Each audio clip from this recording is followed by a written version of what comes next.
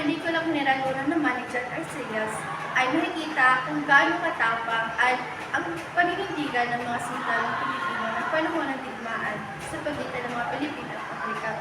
Matapos kong panoorin ang pelikula ito, nagpagtanto ko na hindi lahat ng mga sundalo ay may kagitingan o handa silang iaari ang pinabuhay para sa ating pinabayan. Naalaman ko din na kaunti pala o kulang ang mga nalaman ko sa paninakop ng mga Amerikano dahil ang nalaman ko lamang ay ang mga mabubuting nagawa ng mga Amerikano sa mga Pilipino.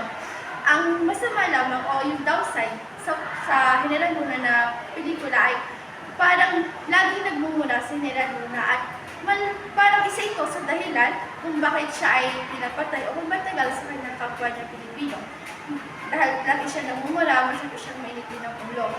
At ang isa pang nakakalungkot na pangyayari sa pelikulang ito ay kapwa Pilipino, katulad nga na sinabi ni Luna, ay kapwa Pilipino ang kalaban ng mga